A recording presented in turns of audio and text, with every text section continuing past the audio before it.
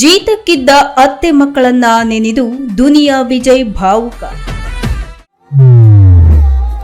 ಮೈ ಜುಮ್ ಅನ್ಸೋ ದುನಿಯಾ ವಿಜಯ್ ಆ ದಿನಗಳು. ಕಣ್ಣಾರೆ ಕಂಡ ಆ ಬಡತನದ ನೋವಿನ ಕತೆ. ಲ್ಯಾಂಡ್ಲಾರ್ಡ್ ಹೆಸರೇ ಹೇಳುವಂತೆ ಭೂಮಾಲೀಕರ ದರ್ಪದ ಕತೆ, ಜೀತದಾಳುವಿನ ಒಂದು ನೋವಿನ ಕತೆ. ದುನಿಯಾ ವಿಜಯ್ ವಯಸ್ಸಾದಂತಹ ಒಬ್ಬ ವ್ಯಕ್ತಿಯ ಪಾತ್ರದಲ್ಲಿ ಕಾಣಿಸಿದ್ದಾರೆ. ದುನಿಯಾ ವಿಜಯ್ ರೈತನಾಗಿ ತೆರೆ ಮೇಲೆ ಬರ್ತಾ ಇದ್ದಾರೆ.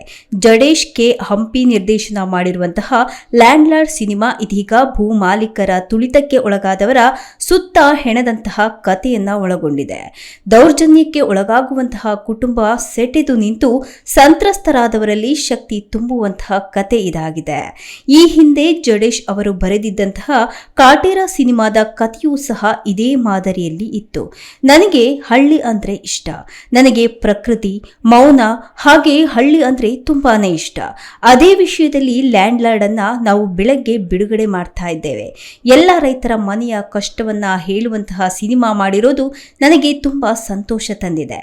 ಎಷ್ಟು ಕಷ್ಟ ಅನುಭವಿಸಿದ್ರು ಸರಿ, ನಾನೊಬ್ಬ ಬಡ ರೈತನ ಮಗನಾಗಿ ರೈತರ ಪರವಾಗಿ ನಿಂತಿದ್ದೇನೆ ಅಂತ ಹೇಳ್ಕೊಳೋದು ತುಂಬಾ ಖುಷಿಯಾಗತ್ತೆ.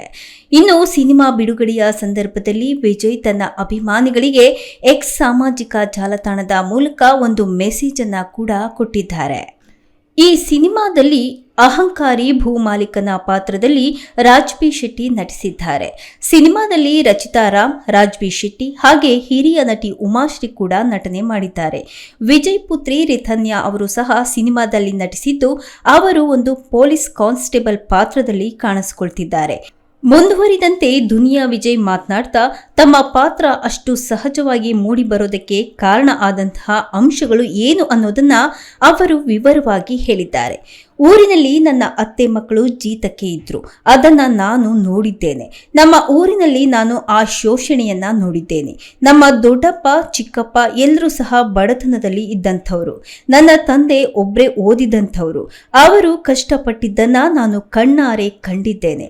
ಚಿಕ್ಕ ವಯಸ್ಸಿನಿಂದಲೂ ನಾನು ಶೋಷಣೆಗೆ ವಿರುದ್ಧವಾಗಿ ಇದ್ದಂಥವನು. ಆ ಕೆಟ್ಟ ಸಂಪ್ರದಾಯದಲ್ಲಿ ನಮ್ಮ ಮನೆಯವರೆಲ್ಲ ಬದುಕಿದ್ದಾರೆ. ಅದನ್ನೆಲ್ಲ ನೆನಪಿಸ್ಕೊಂಡ್ರೆ ಈಗಲೂ ಸಹ ಮೈ ಜುಮ್ ಅನ್ಸುತ್ತೆ. ನಾನು ಅದನ್ನೆಲ್ಲ ಜೀವಿಸಿದ್ರಿಂದ ಈ ಪಾತ್ರವನ್ನ ಮಾಡೋದಕ್ಕೆ ನನಗೆ ಸುಲಭ ಆಯ್ತು ಅಂತ ದುನಿಯಾ ವಿಜಯ್ ಅವರೇ ಹೇಳಿದ್ದಾರೆ.